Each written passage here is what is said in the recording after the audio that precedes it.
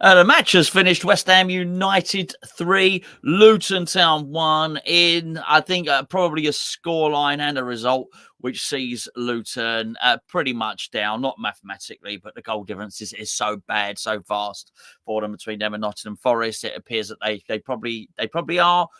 Well fought Luton, really good season, cracking season. If to think that they could take it with their squad, to think they could take it to 2 games before the end of the season. Absolutely brilliant. Really, really good.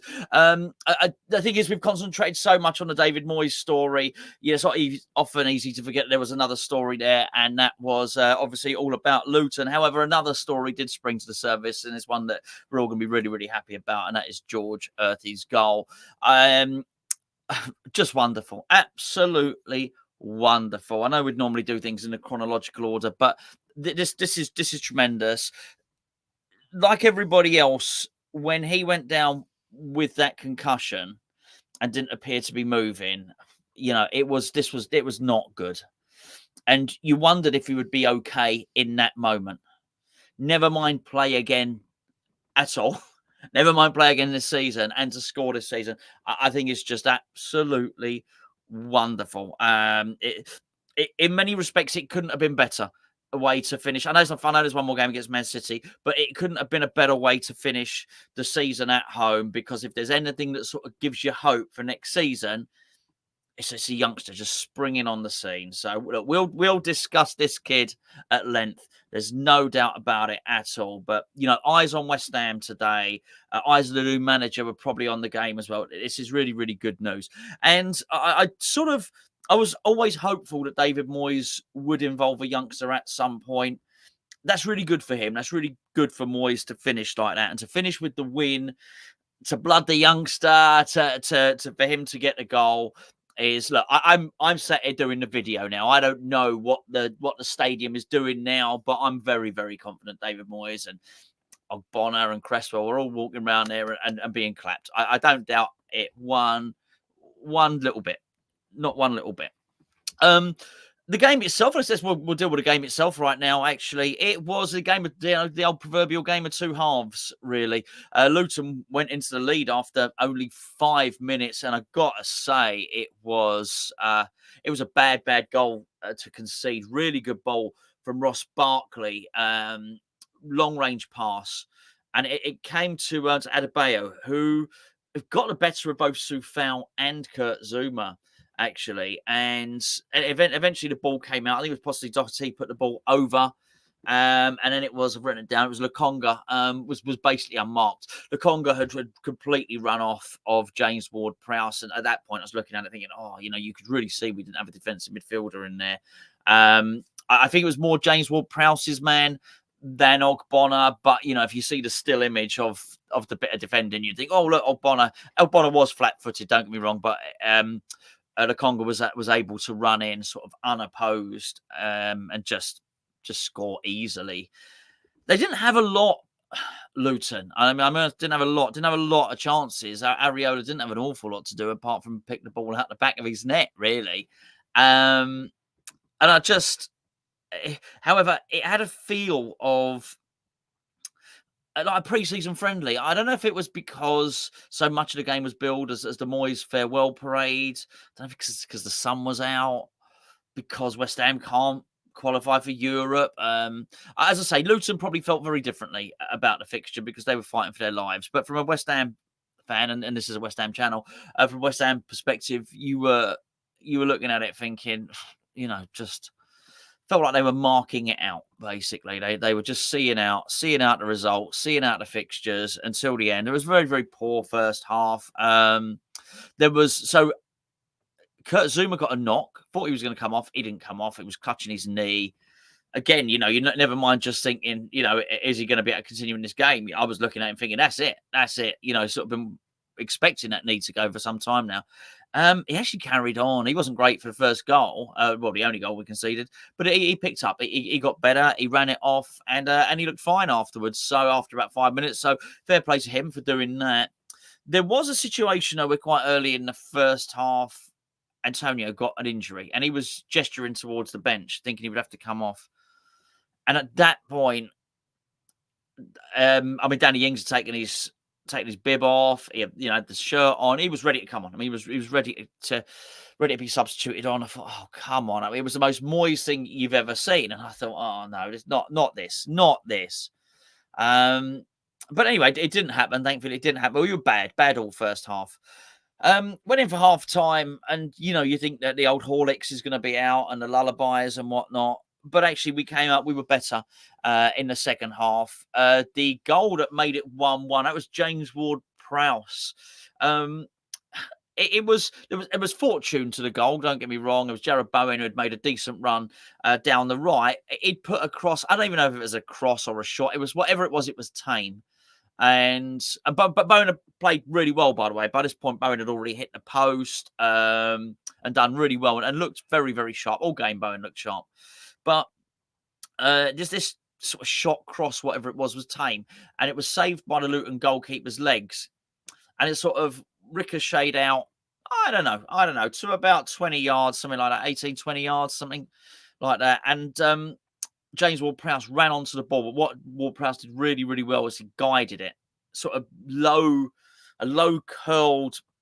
I wouldn't quite call it a pass. It was longer than that, but it was, it wasn't a thunderous shot. It was a curled, guided sort of pass into the back of the net. Really, very good, very accurate. Sort of almost maybe the only way he could have scored from there, quite frankly. So that was 1-1, and it was much better. West Ham were playing much better by this point. It sort of broke Luton's hearts. You got the impression. The second goal was, I mean, actually, they were all good goals in their own right, really. West Ham's second to make it 2-1, it was pretty special. It has to be said.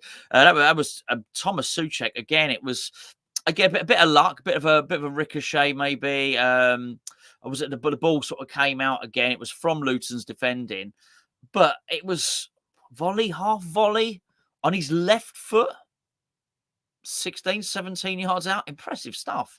Really guided it. Again, probably not many places that Soucek could have scored that goal, but the exact part of the goal where he could have directed it. I mean, he did. This guy is a paradox. He is... I don't get it. I mean, that was some serious technique. By any measurement, that was really good technique. Hand-eye ball coordination, seeing it onto his foot, timing, weak foot, left foot, volleyed shot. And then he can muck up the simplest pass. I just don't get it. The most difficult, as soon as he gets in and around that goal, the most difficult techniques seem to come second nature to him. Putting him in the middle of the pitch, and he can't pass the ball. I'm completely puzzled by Tomas Soucek. That being said, don't get me wrong, Soucek had a really, really a good game. Not from a passing point of view, but he scored a goal and he did a number of decent clearances. It has to be said. That was one of the reasons Arietta didn't have much to do. And probably even someone like Ogbonna didn't have too much to do, was because of Soucek. And Soucek, what I really liked about it was just before Ward-Prowse scored, Ward-Prowse scored in the 53rd minute or something like that, but in the 52nd minute, a minute before, Soucek headed off the line. So, that was really good work there. So I was pleased to see him do well on that. The goal that made it 3-1, I'm smiling.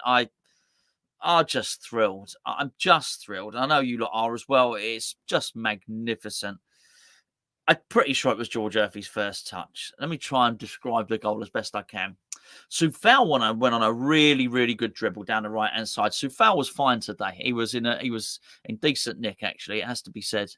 Despite the early bit, the first goal, as I say, perhaps you could pick holes in Soucek and Zuma for their early goal after 5 minutes. But by and large, Soucek had a decent game. Went on a really good run down the right-hand side, far longer and more mazy than he normally does. Was carrying the ball well. Gave the ball to Kudus, and Kudus carried the ball. So Kudus maybe in a right wing position, what sort of position you might tend to normally see Jared Bowen in. And he carried the ball into the box, into the byline. And at exact time, George Earthy had created space. He was off the back post, and he made a really quick run across the face of goal. He knew what Kudus was going to do, and he knew the area that Kudus was going to pass it into. And he probably directed it home from 3 yards. In many respects, it was the least impressive of our goals, but the most impressive of our goals. because it had that fox in the box nature about it, that awareness of space, that awareness of danger, which has quite frankly got me licking my lips for next season. I'm delighted, absolutely delighted to see it. Delighted for him. The celebration was cool. It was good. It was nice to see. I just thought it was lovely. Honestly, I thought it was a beautiful, beautiful moment. Really, really nice to see him integrated into the squad in that way. Because what happened was he was encouraged by Mohamed Kudus to sit on the barrier. You know, that celebration that Kudus did with Paquetá, where they got their arms around each other. They recreated that moment. Beautiful. It was absolutely beautiful. There's no other word to describe it. As left you feeling great about West Ham. It really, really did. And obviously the photographers are there and they do their stuff. I'm sure you've probably all seen the pictures by now. I'm recording this after finishing this video. I'll go and have a little look. I'll probably stick it on the, it'll be on the thumbnail of lots of videos. That will be the image that is. There's no doubt about it. I would imagine at this point right now, Charlie is making a thumbnail for this video, and there is a picture of George Earthy next to Mohamed Kudus. I bet that's happened, and rightly so. Rightly so. It was just a beautiful, pleasing moment. It really, really was. And I thought it just worked out. It worked out to cap off what's been a pretty crappy, I don't know, whatever, little while for West Ham. Certainly a crappy little while for George Earthy himself to come back from that. And it was what everybody needed. You know, there's no way of painting it. Moyes needed that. He really did. And let's be fair, that his first substitution wasn't Danny Ings, as I feared. I thought it might be the first half. It was George Earthy. And it worked out really well because I felt it really, I'm not in the stadium clearly, but I felt it lifted the stadium that the whole second half had anyway. I'm sure he would have got a good applause anyway at the end of the game. I was always very, very sure of that. But this was the cherry on the cake, you know, and I wanted him for all concerned, for you, for me, for George Earthy, for David Moyes himself to be able to leave under those circumstances. And I suspected he would. A little bit of mischief in me, maybe, but when I said it the other day, but I suspected he might use one of the youngsters so as he was able to turn around and say, here you go, I gave that lad his debut. And you know what? He did. He did. And that's really pleasing. Really, really pleasing because almost immediately I feel like we've got another player for next season. It's really good. My mood has changed so much, and it's amazing what a young player can do in that sense.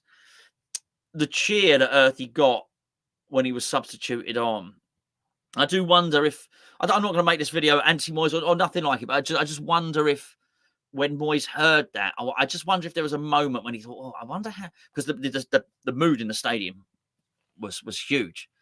I wonder if he thought, "Oh, maybe I've missed a trick here." You know, just a little bit, just throughout, but particularly the last season or whatever. Just it really does lift the stadium bringing these youngsters on. But anyway, it works an absolute treat, and Moyes gets to leave on a with, I'm sure, a really, really good vibe in the stadium now. Just looking in the comments in case someone's saying it's all kicked off. I'm sure it hasn't. It was really good. Really, really good. It's hard as a West Ham fan not for that George Earthy moment not to swamp the whole game. If I'm perfectly honest with you lot, during the first half, I had a late night. You all know. I keep on telling you in all the videos. You all know I had a late night. I got stuck on the motorway last night. But I did have a late night. I was tired. And I must be honest, I started to, there was a bit of that going on in the first half. It was crap. We were crap. It's crappy old first half. It did feel like a pre-season friendly. And I found myself really trying to do what I could not to nod off.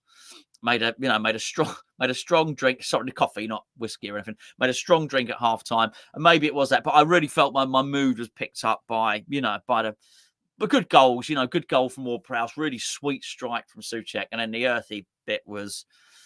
It's weird, isn't it? I almost feel like that goal, that George Earthy goal, can sustain me through the summer. It just gives you nothing but goodwill for the club and for him and for the team. Yeah, thrilled. Absolutely thrilled. And I just know, I know every single West Ham fan is. And I know how these things go.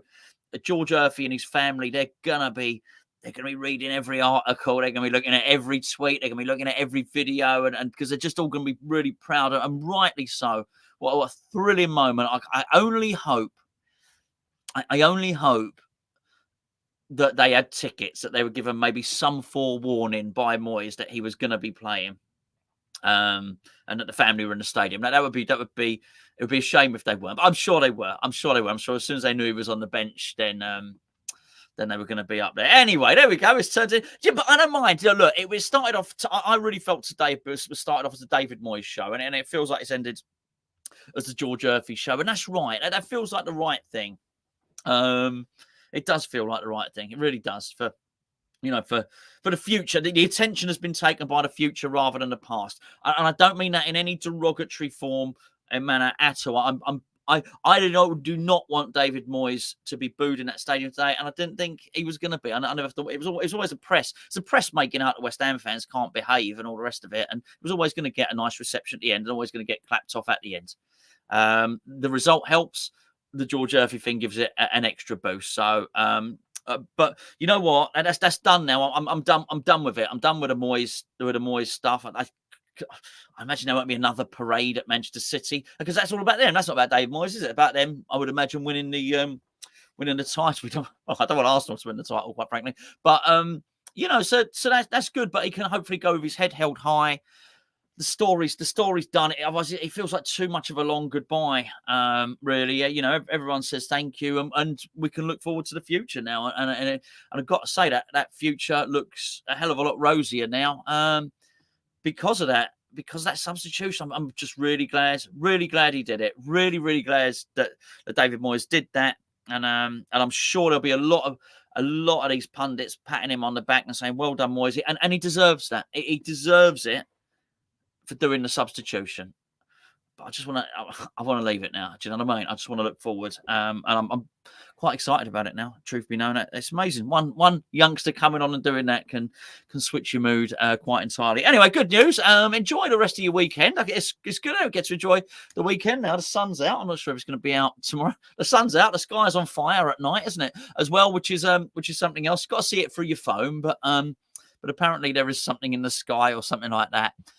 Enjoy the rest of your weekends, and I'll thanks for tuning in. As always, one more game left, haven't we? So I'm not going to do my farewell and wave for the season. We won't finish. We'll be doing transfer updates every day. But even that, isn't that exciting to look forward to who West Ham can bring in? It's amazing what a victory can do. I'll catch you all later.